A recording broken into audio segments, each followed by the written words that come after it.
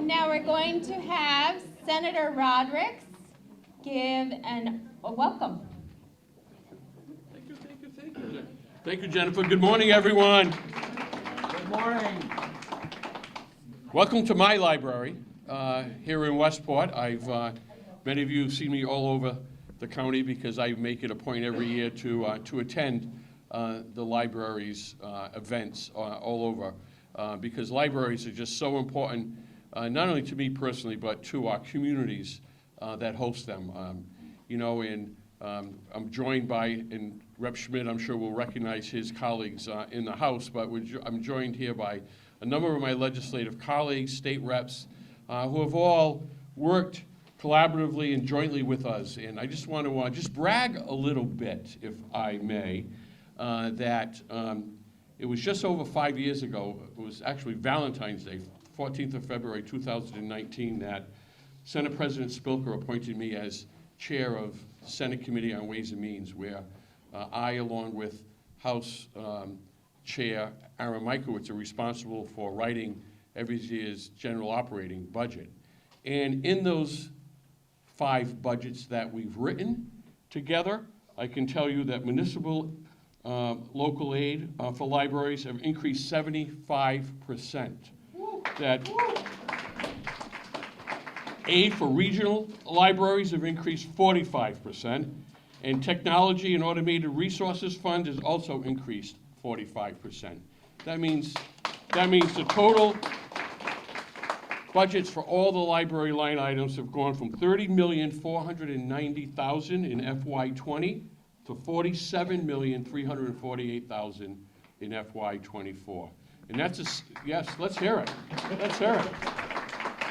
We've had 5 amazing years, and I'm lucky to have so many great friends and partners and the reps that are here that we all support and appreciate everything that the libraries provide for our citizens, for our communities, and we'll continue to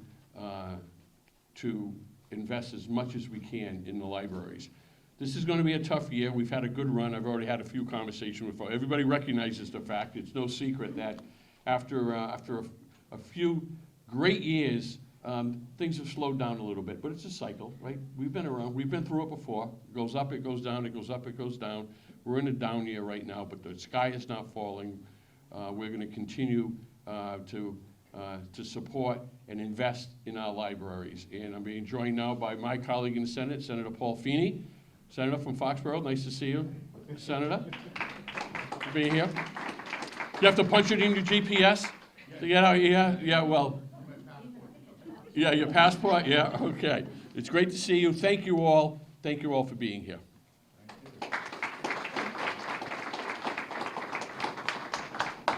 All right, thank you, Senator Rodrick, for the warm welcome to Westport. My name is Jennifer Jones. I'm the Library Director of the Lakeville Public Library and co-chair of the Legislative Breakfast Committee with Debbie Clifton, Director of the Richards Memorial Library in Attleboro.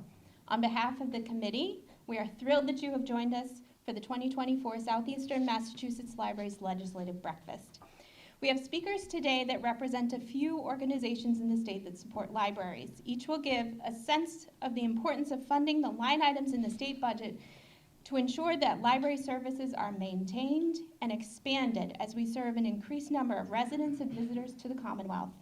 You'll hear from Jane Stimson, consultant with the Massachusetts Library System, Commissioner Debbie Conrad of the Massachusetts Board of Library Commissioners, and Olivia Mello, Director of the New Bedford Public Library. Our host, Representative Paul Schmidt, will wrap up the program with a keynote address, so please be sure to use this opportunity to connect with your legislators and snag a photo, especially with the vehicle outside if you want to check that out, that you can use at your libraries and give to the media to demonstrate the importance of funding libraries in your communities. The FY25 legislative agenda, which is included in today's handouts, reflects some of the ongoing challenges facing the libraries of the Commonwealth. I encourage you to read through the agenda, listen to the stories of our speakers, and continue to champion libraries throughout the budget process. So let's get started. Please join me in welcoming our first speaker, consultant Jane Stimson of the Massachusetts Library System. Thank you, Jen. Jennifer. Good morning, everyone. My name is Jane Stimson. I'm a consultant with the Massachusetts Library System. I'm the library liaison to many of you in the room. I've visited many of the libraries in this network and have enjoyed doing so. So I'm with Massachusetts Library System, or MLS, as you'll hear me refer to it from now on. And I want to start by thanking the Westport Free Public Library for hosting this morning's event. And thank you to our elected officials for your continued support and advocacy on behalf of the important work that libraries do. MLS is proud to support our almost 1,500 member libraries in their work. The MLS community is comprised of members from every part of the Commonwealth and includes public, school, special, and academic libraries. Our organization champions equity of access. We are a state-supported nonprofit funded by Line 7000-9401, and we support the MBLC's legislative agenda. It is with great pride that MLS continues to offer unique, high-quality services to members, to our member libraries, which enhance the critical role they play in their communities, often at no direct cost to the library or library users. We've spoken in the past about the critical services that we provide to our members, statewide delivery, which manages over 12 million items a year at the cost of less than a postage stamp per item. Database resources, including over 8 million full-text article downloads, and the third highest circulating ebook collection for K-12 schools in the world. That's third highest in the world, right? Yeah, it's huge. As well as a team of highly trained and knowledgeable staff that offer thousands of learning hours every year. So today I'd like to highlight just two of the new services that we've been able to offer our members thanks to the continued support of our elected officials. The first is training grants. We offer several training grants, and whenever I speak to library directors and library workers, this is really energizing for folks. Our training grants allow library staff to enroll in classes that meet the specific needs of their communities, everything from learning a new language so that they may better engage with their community members, to workforce development opportunities, which allows library staff to enhance their professional learning by accessing trainings on introductory library skills as well as classes on new technologies and programming. And with special thanks to an amendment championed by Senator Oliveira, we joined the Boston Public Library and MassDOT in bringing the Browse, Borrow, Board program statewide. Through this program, transit riders can browse multilingual digital audiobooks, ebooks, newspapers, and magazines while waiting for their bus or train before borrowing and enjoying those materials on the go. All registered users receive an email confirming their registration, along with information on how to connect with their local library. The program launched with 6 regional transit partners, and to date, there have been over 1,300 registrations, with more on the way in 2024. The continuation and growth of these 2 new services is only possible with your persistent support. So thank you for all who have advocated for MLS services, and to the Massachusetts legislators who have recognized the critical services our network partners, libraries, and MLS provide by voting for increased funding for all library budget lines. Thank you so much. Enjoy the day. Thank you, Jane. So now I'd like to welcome to the podium Debbie Conrad, who will speak on the legislative agenda.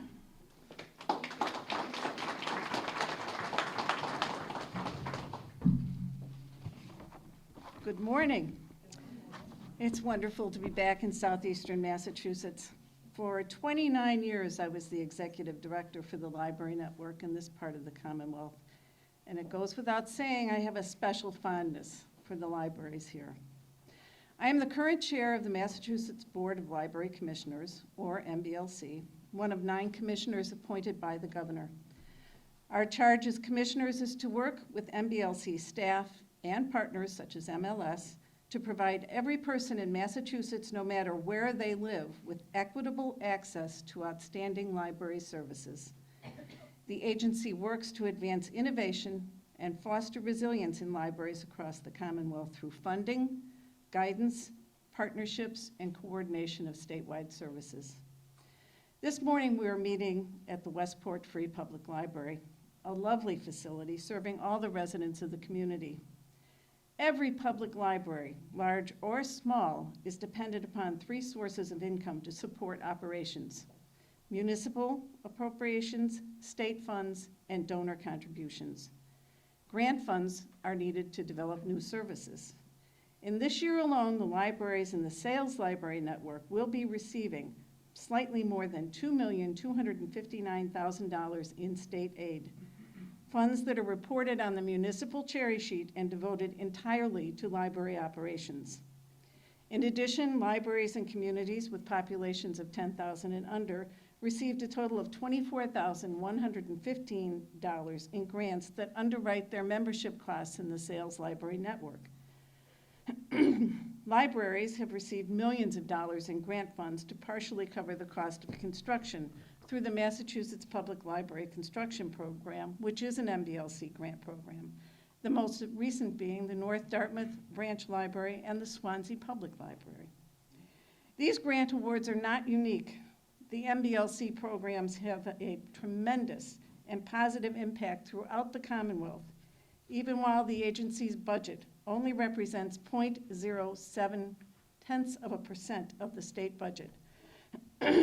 Approximately 90% of the agency's budget is devoted to programs that directly benefit the local library through a combination of direct grants and provision of services such as free delivery and the investment in online databases and downloadable digital content.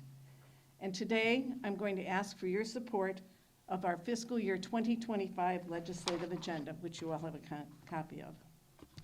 The theme for the MBLC 2025 legislative agenda is to build a stronger Commonwealth, one person at a time. An ambitious goal, but one that can be achieved with sufficient funding and legislative support. Our annual budget request is developed with input we received from all our major partners and members of the library community. And this year we have identified 3 line items as our priorities for increased funding. Line item 709101 is the administrative line item for the Board of Library Commissioners itself. Funding for this line item currently does not go much beyond the basics of rent and staffing. We're requesting an increase in that line item in order to ensure that board staff has sufficient resources to respond to libraries facing local challenges, to work with libraries on grants that enable programming that support DEI initiatives, and to assist libraries applying for federal funds to reduce the cost for internet access needed by residents, which is critical to the more than 300,000 Massachusetts residents who will be losing subsidized home internet service now that the FCC will be discontinuing the Affordable Connectivity Program in April. And where are they going to go? To the library. We're asking that this line item be increased from $1,904,745 to $2,095,022. Line item 709501 funds the public library state aid. State aid awards are used by libraries to enhance services and to extend their ability to serve their entire community. Libraries are using these funds for a variety of critically needed programs, such as providing library services to incarcerated patrons, helping alleviate food insecurity in their community with a community refrigerator, partnering with the trial court to provide free, equal access to the court system for the public, working with neurodivergent patrons, and so much more. And a new van for the New Bedford Free Public Library, and Olivia will drive you around in it after we're done. I can safely say you cannot get a better return on investment than funding this program. We are requesting this line item be increased from its current level of $17,600,000 to $20 million. Line item 709508 funds the Massachusetts Center for the Book. Literacy levels among students have declined due to interruptions in schooling during the pandemic. Children of adults with low literacy skills are 72% more likely to be at a low reading level at school, and many of those children reside in gateway communities. Illiteracy is a major factor in whether adolescents graduate from high school. The Center for the Book advances the cause of books and literacy throughout the Commonwealth. With its fiscal year 2025 plan of service excuse me, focus on family literacy and programs for gateway cities, proactive steps will be taken to ensure that those children and families can succeed. We're asking that this line item be increased from $420,000 to $500,000. In order to maintain the current level of service for the remaining line items under the board, we are requesting a 5% increase. This increase will allow our partners at the Massachusetts Library System, the Library for the Commonwealth at the Boston Public Library, the Perkins Talking Book Library, and the Talking Book Library at Worcester to maintain their current levels of funding, of service. Level funding or a reduction in funding could result in the reduction of services that benefit the libraries and residents of Massachusetts. At various events, as of today, we have heard that the fiscal picture for fiscal year 2025 is unclear and that there will be very little flexibility in the budget. We recognize that it may be difficult to fund our budget at the levels we request, but we hope that as budget deliberations take place this spring, libraries remain a priority at whatever levels are possible. Libraries are on the front line defending our right to read. Libraries and indeed our communities at large face unprecedented threats and challenges, and I know that there are people in this room who have firsthand knowledge of this. This legislative agenda provides the library community with the tools to allow them to meet those threats and challenges. In addition to our budgetary requests, we are asking for the support on two legislative initiatives. The MBLC is partnering with the Massachusetts School Library Association and the Massachusetts Library Association to develop robust legislation that will protect the right to read and ensure that library workers are not subject to threats to their employment or harassment. This past year has seen an unprecedented number of attempts to ban materials in collections, disrupt public programs, and harass library staff members as they are performing their duties. In fiscal year 2023, more than 2,000 complaints and informal challenges were reported in Massachusetts. And a recently conducted informal survey of library directors who were asked to report on activity from June 30th, 2022 to July 1st, 2023, 25% of school and public librarians reported being harassed on social media, 22% via email, and 18% in person related to book challenges and programs. It's impossible to do your job properly when you're under that kind of pressure. There are currently several bills in the Senate and House that are being considered, and there have been hearings and briefings about those bills. It is crucial that a version be developed this year that meets the needs of Massachusetts libraries and protects the interests of residents and librarians. For many people, books in digital or audio formats are the only way they can access the material, either because of a reading disability, physical disability, or inability to leave home. Publishers have placed increasingly onerous restrictions on libraries' ability to license materials, either by limiting availability, establishing predatory pricing models on the licensing of these items, or refusing to license to libraries entirely.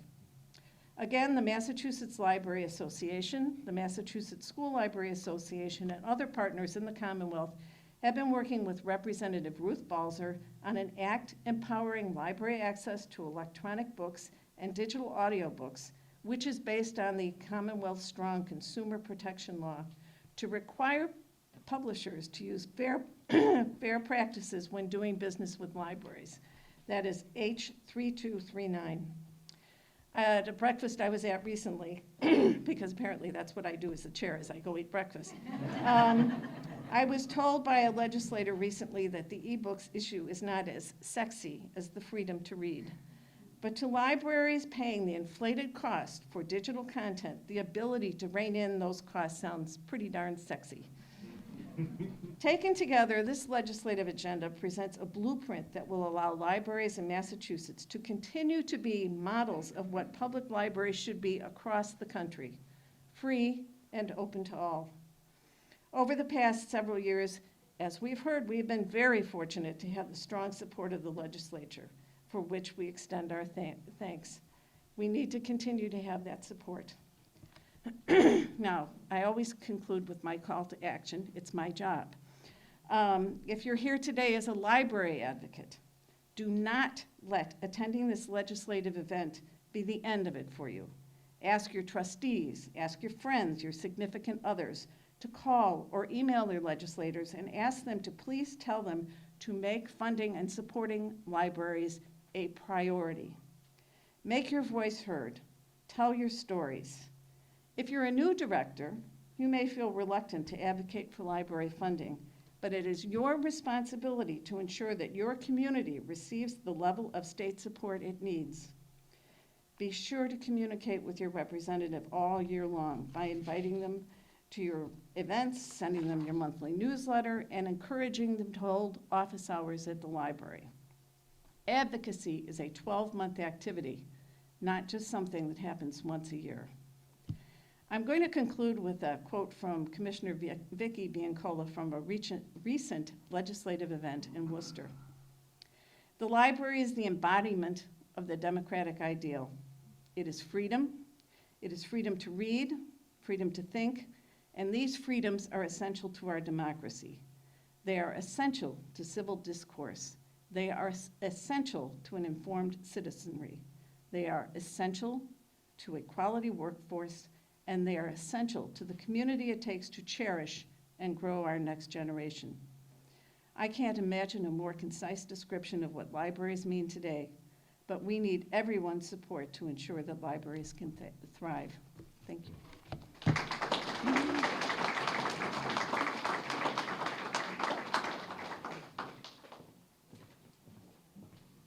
Okay. Thank you, Commissioner. And now I'd like to welcome up to the podium Olivia Mello, Director of the New Bedford Public Library, who has a presentation for us.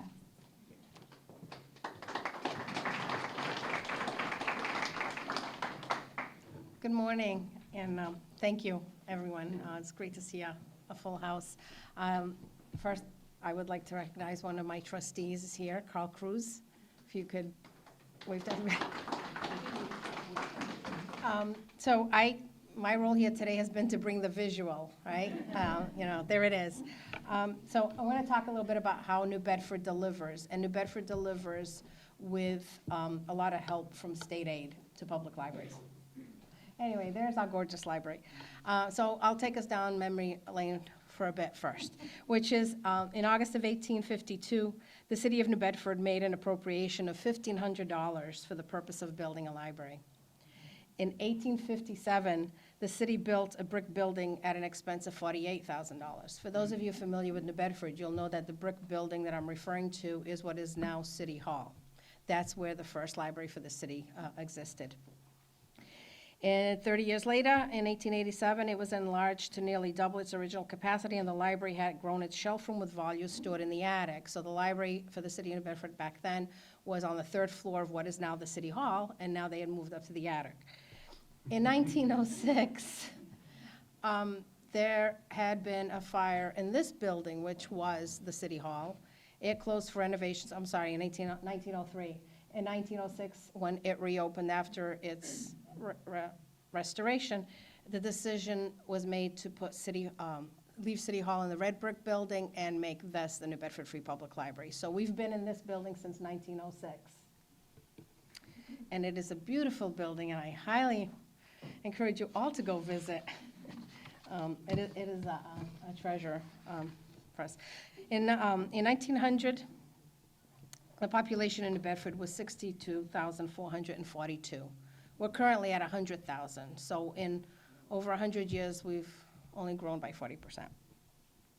Branch reading rooms were established in the north and south ends of the city as of September of 1897. They were furnished with newspapers, magazines, and books of reference and opened from 3 to 9 p.m. Books desired at these branches from the main library were brought by horse and buggy, and I think you can see a little horse and buggy there. That was the transportation mode from the north end to the south end of the city. So the books were brought to the reading rooms on a daily basis, so residents of the north and south ends had access to the books without going to the main library itself.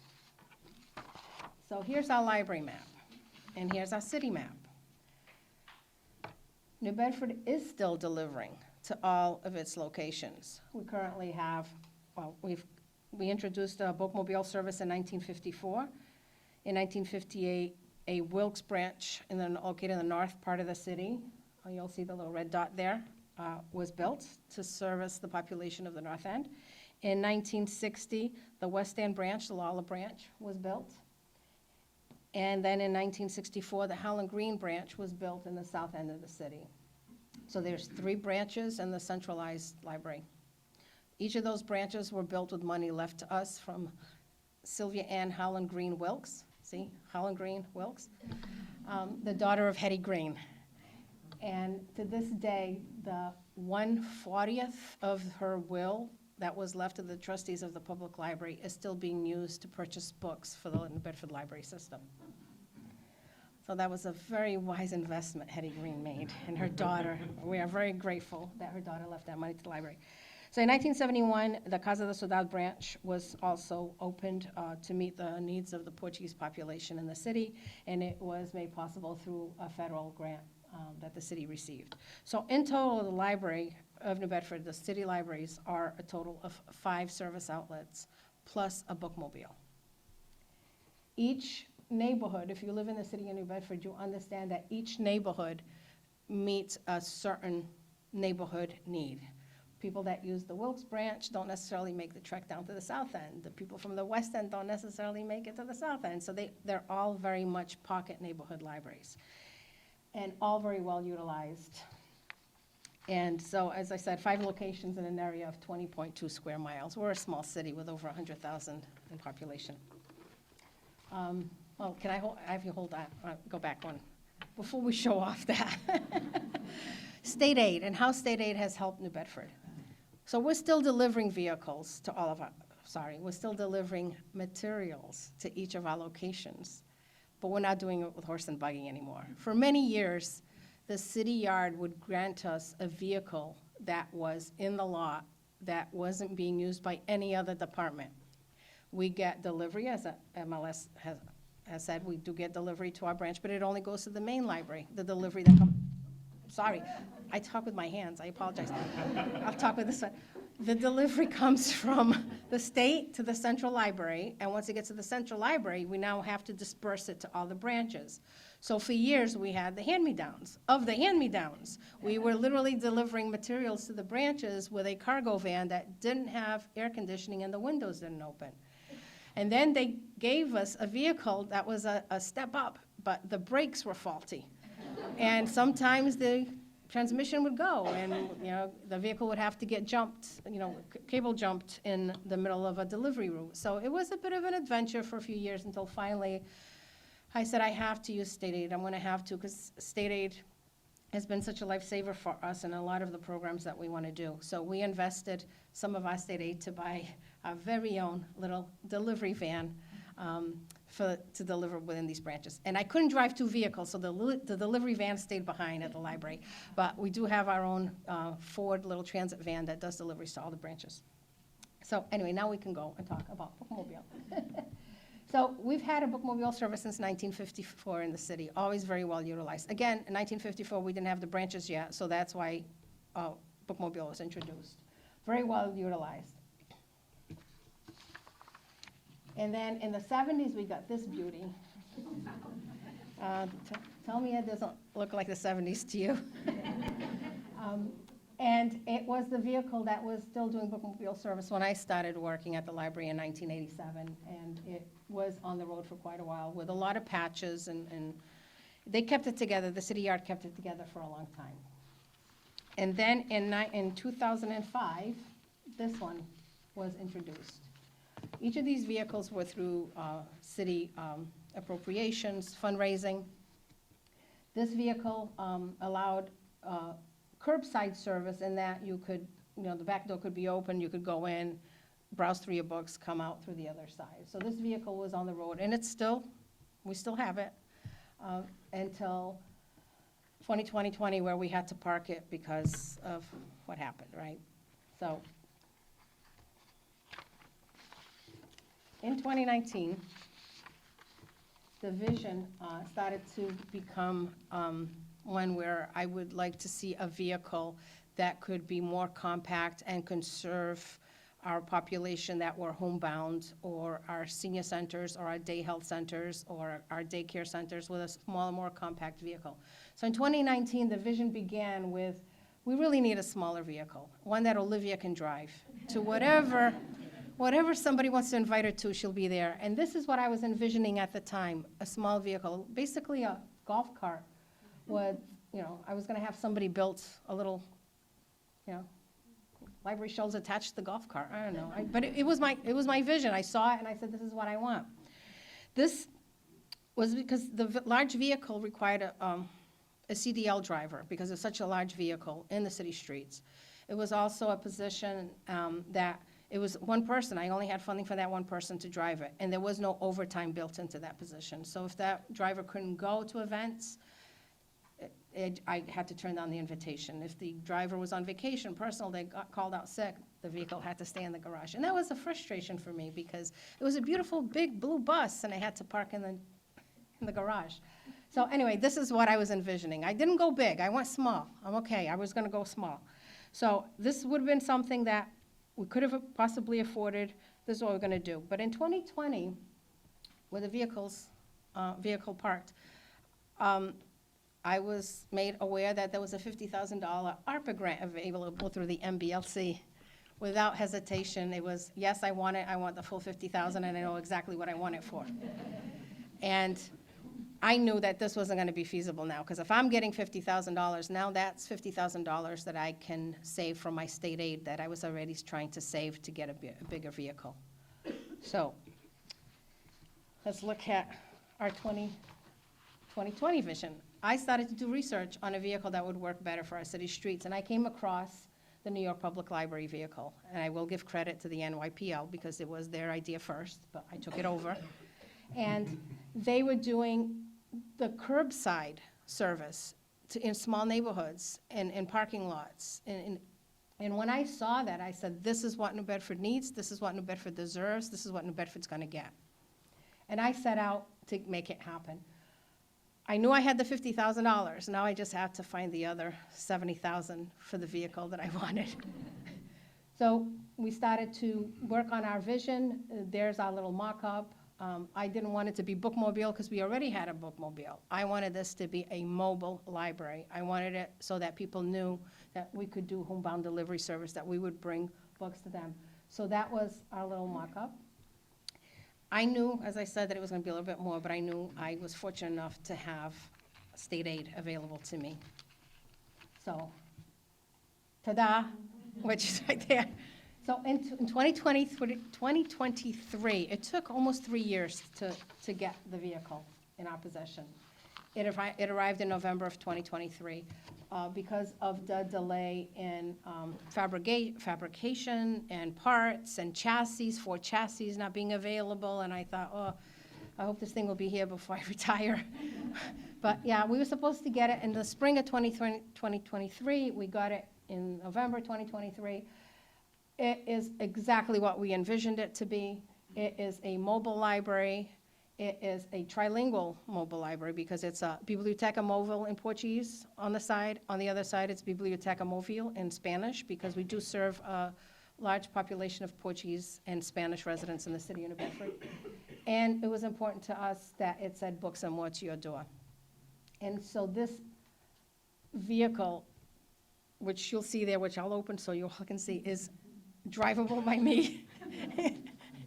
It's available to go to whatever events that the city has, from truck shows to down at the beach for family days. And I was able to get one of my librarian positions, job description changed so that she also can drive the vehicle, so that we literally have about 6 people now that want to drive it, even when they don't need to drive it, they want to drive it. And so, yeah, and it's been great. We've done a soft rollout of it. It has already done some stops at some of the senior centers. It has brought, one of our first stops was for a homebound patron who lived in the Sassaquin area of the city. If anybody knows the city, it's a very small, compact neighborhood with very small city streets. And we tested it out with her, and she's been getting her books every 2 weeks now since November, and she's very grateful. And this would not have been possible without the state aid. would have taken me a long time to come up with that other $70,000 that I needed to make this vehicle possible. So, thank you to my legislators. Thank you to Tony Cabral, my rep, who's constantly at the library for whatever program we have. He does open hours at the library. He's been such a supporter of the library, and to all of you who have advocated for us to continue with state aid growth. I thank you. The New Bedford Library thanks you. The community in New Bedford thanks you. It is with great pride that I drive that vehicle, knowing that every resident in New Bedford will have access to library services. Sorry. Thank you.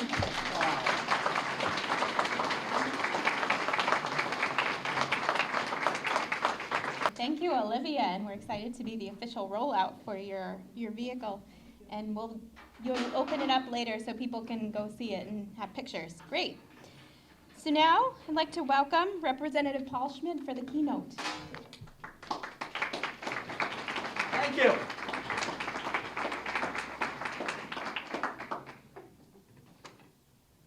Well, I would like to join my colleague, Senator Rodrick, in welcoming everybody. I think this is the first time that we have hosted this event. And George, you have been jockeying for this for a long time, and congratulations. But Michael, you've been a wonderful partner, and thank you for all the help here in the library and all around the community. I want to introduce my colleagues who are here, and I'm going to work from west to east. So starting over on the Rhode Island line is Representative Howitt. Steve, welcome. Yep. And a brief jog north, we have Representative Hawkins. Yep, from Attleboro. Representative Haddad from Somerset. Great to have you here, Pat. Working our way east, my colleagues in the great Fall River delegation, Representative Fiola, and Representative Sylvia. And we were just, by coincidence, Olivia, we were just at a ribbon cutting for the Fall River bookmobile.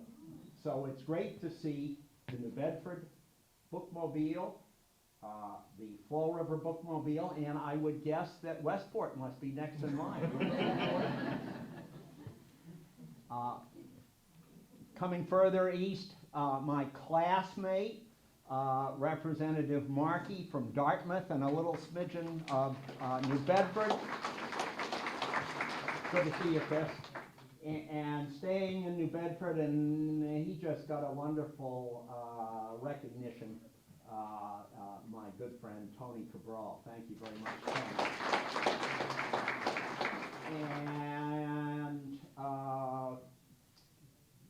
kind of a little bit north again, my good friend, Representative Norm Orrell. Yeah, great to have you here from Lakeville. And I understand that Representative Barrow's office is here. Is that right? Yep. Yep. Great to have you here. Did I miss anybody else's office who is here? Who is here? Senator Feeney's already been introduced. Great to see you, Senator. Yeah. Well, we're really talking about books, aren't we?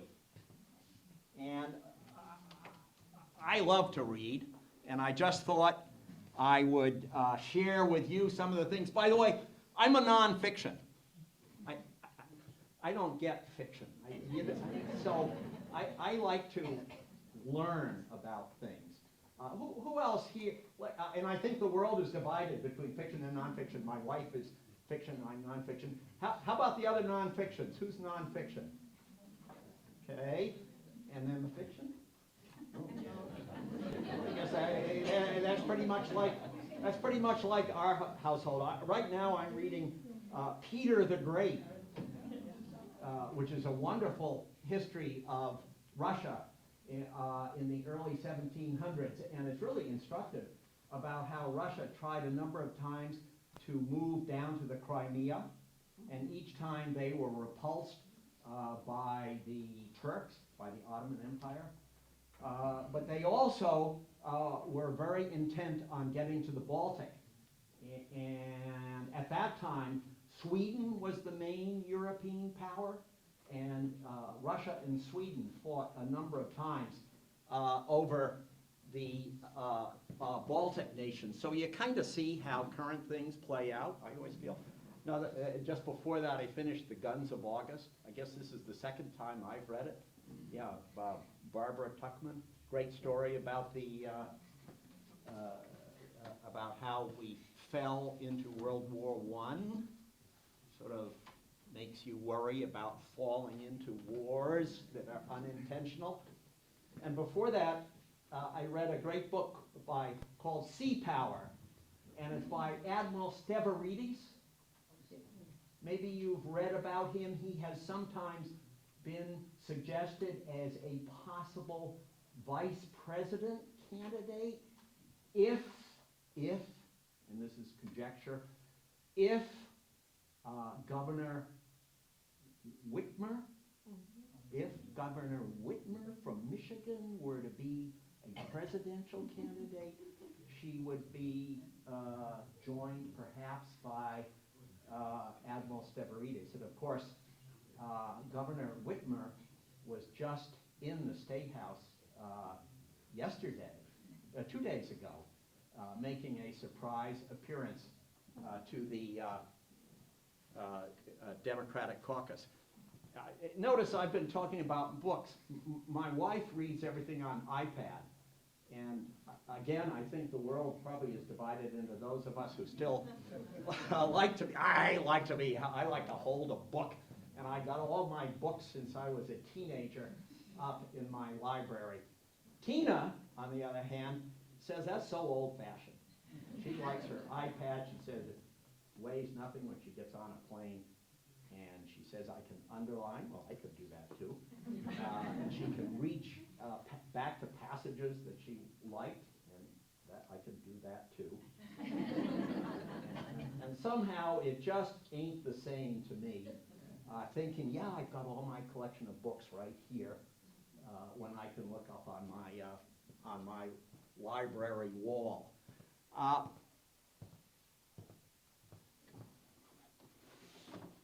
Talking about history, Olivia, I did a little research. I wanted to understand how Westport got to where we are now. And with the help of the library's records, as well as the Westport Historical Society, I did a little research. And the title of my presentation is Westport Libraries, founded by Quakers. They loved their books, but they hated to pay for them.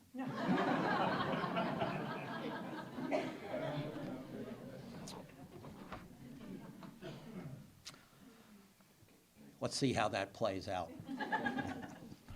So our first library, and you mentioned 1852, our first library was founded in 1840.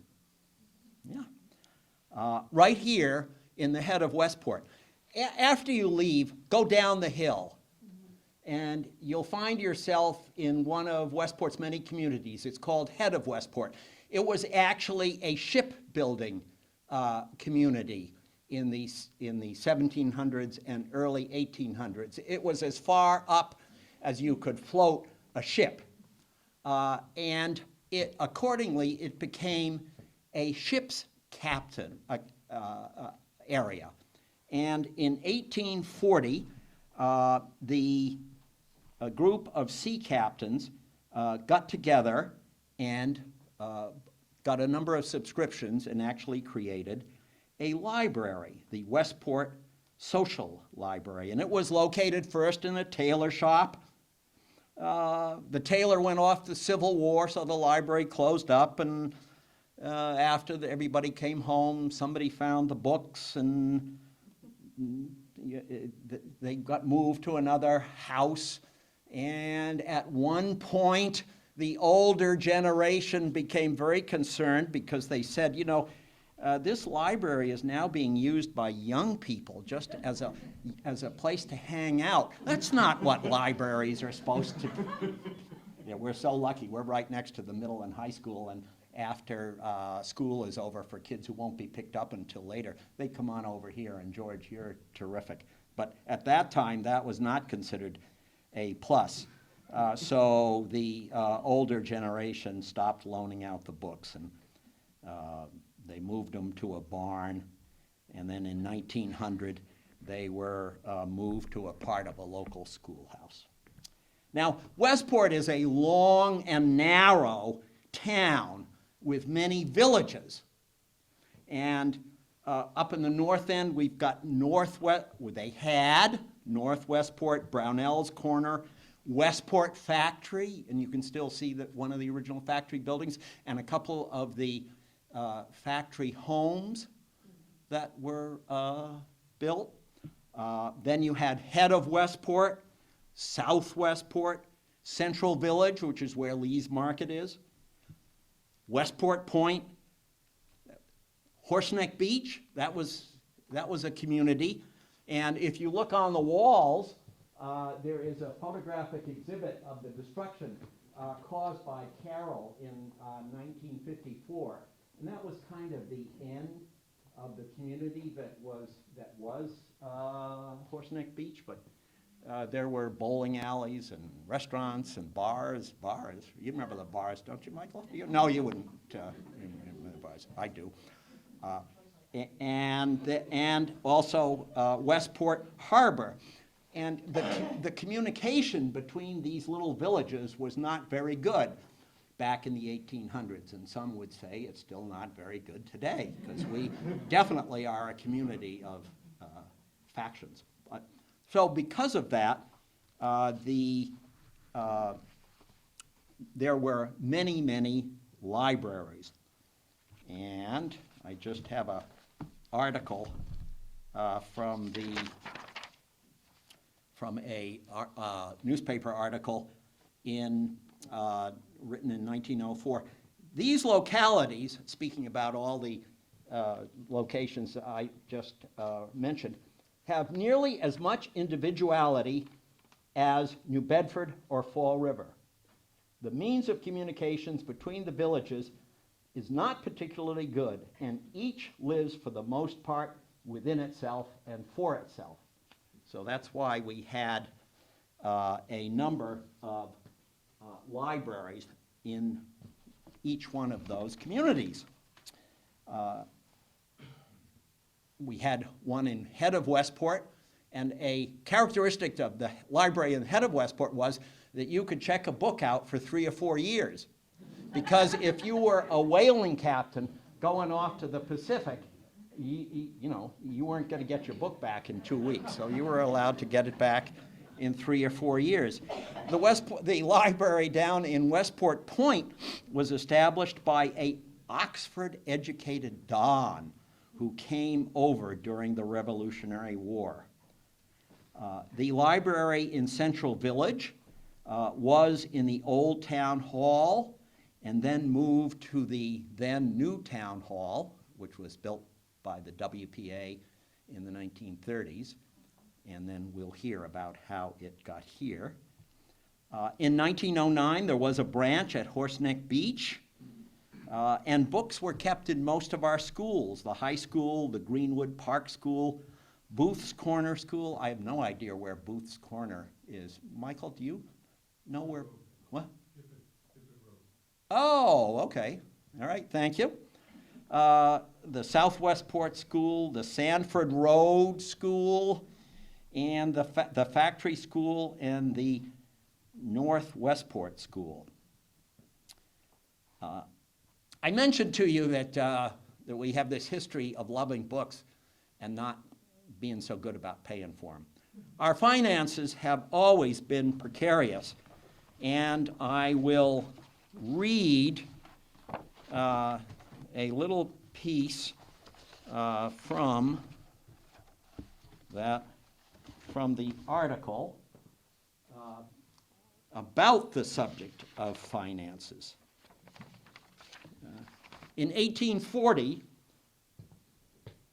the records show that over $120 was immediately pledged.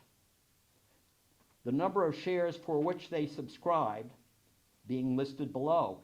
Sad to relate, the book also shows that some of the people who, in the first flush of enthusiasm and village pride, offered sums to defray the cost, but thought better of their generosity when the collector came around the next morning.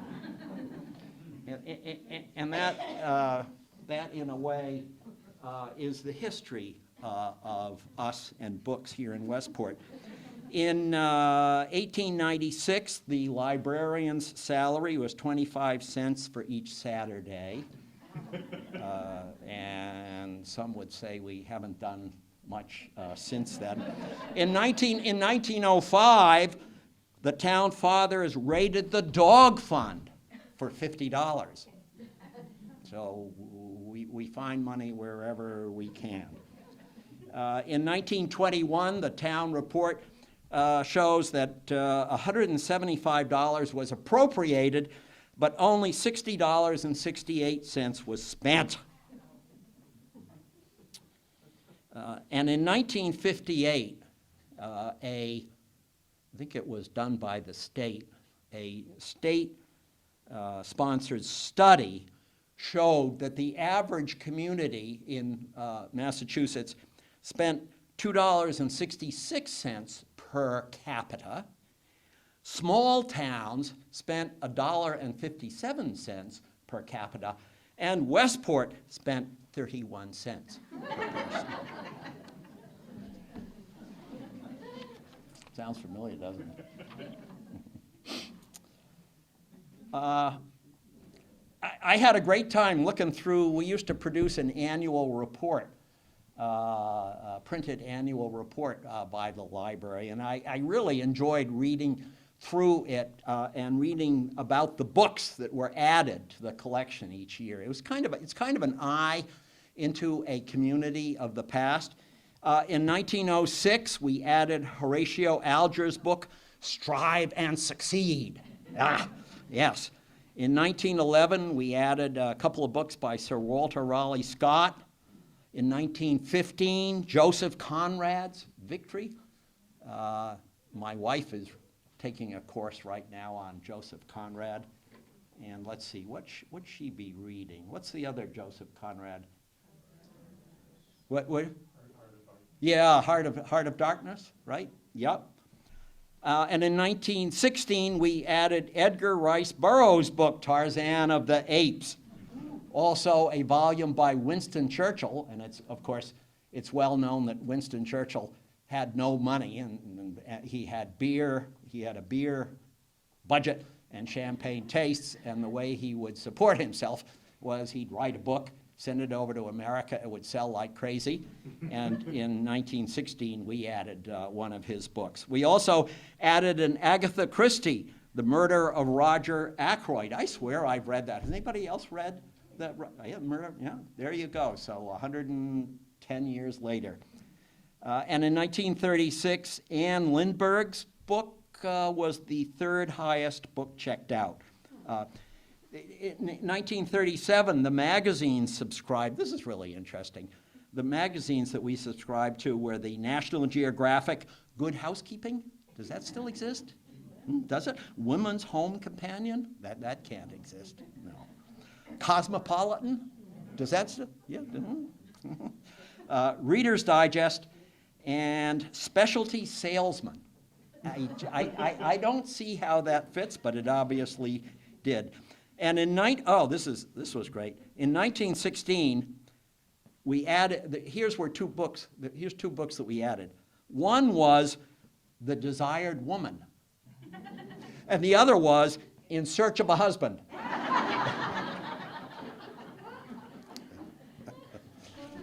I tell you.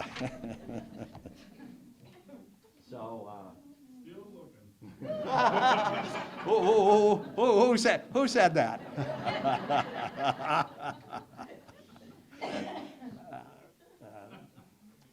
So, and of course, even today, we're having to seek waivers from the state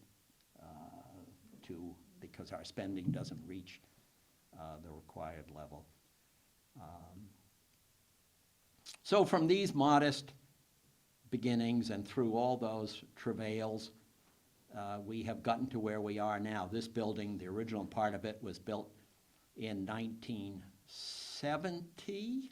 That's when we moved the library over from the second floor in the town hall, which was a struggle for people to reach. We moved it over here. And in 2006, thanks to a very generous foundation, the Manton Foundation, that has connections here in Westport, we added this wonderful community room. And here we are today. It's really one of the prides. It's one of the gems of Westport. And I'll just conclude by saying that I'm going to take back what I said. I said we're all about books. We're not. We're really all about people. And all of us know that it really is all about the people. And we just can't thank George and his staff enough for all of you that you've done. And I hope everybody will join me in thanking George. Thank you very much. And we have a wonderful tradition here. Prior to George, Sue Branco was our head librarian. So thank you, Sue. And we have a wonderful group of library trustees, and we are also blessed with something whose acronym is wonderful. It's FOWL. FOWL? Friends of Westport Library. Friends of Westport Library. And it's thanks to the money that they raise in part through a wonderful book sale over Labor Day. And if you haven't come down, we got two big book sales here in Westport. One is in July at the Friends Meeting House, thank you. And then the other is here in the library over Labor Day weekend. And it's really an opportunity to refresh your library. And that is the main fundraiser for the Friends of Westport Library. And it's through their work that we're able to add to our collection and outfit the library and do a lot of wonderful, really wonderful things. And Denise McHale has been head of the Friends, and Sue Branco, who was librarian, is now the current head of the Friends, and there's a lot of other people who are part of that wonderful organization. Maybe I can be part of that someday. So that's my presentation on Westport. Thank you.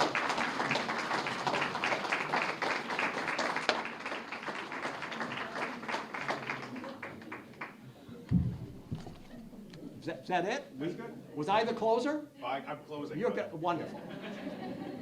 My name is George Ripley. I get to follow that up. So, I got nothing. That's fine. I'd like to thank everyone for attending.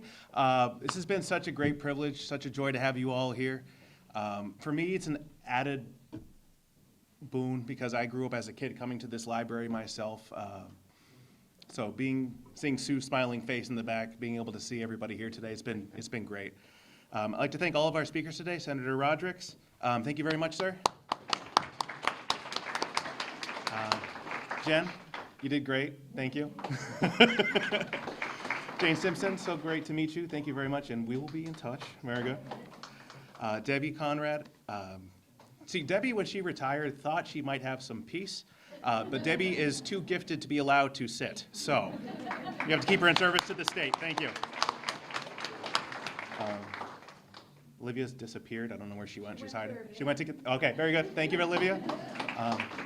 And also, Olivia reminds me, make sure everybody, we want to take a lot of photos, so make sure we have our lovely photographer up here who's going to be doing some great work. So you want to make sure to get that photo op in. That's why I specially did my hair this morning. I didn't want to make Mr. Schmidt look bad. And thank you very much. As a kid, I grew up here. In a lot of ways, we kind of felt forgotten, overlooked. A lot of people think Westport, Dartmouth, New Bedford, this part of the state is the end of the world, the end of the state. I've always liked to think that this is where the state starts. This is a beginning. From here, we go out, and we have good work to do. And I know you all will do that. So thank you very much. Just leave me 2 eggs is all I ask. That's all I need. Go forward.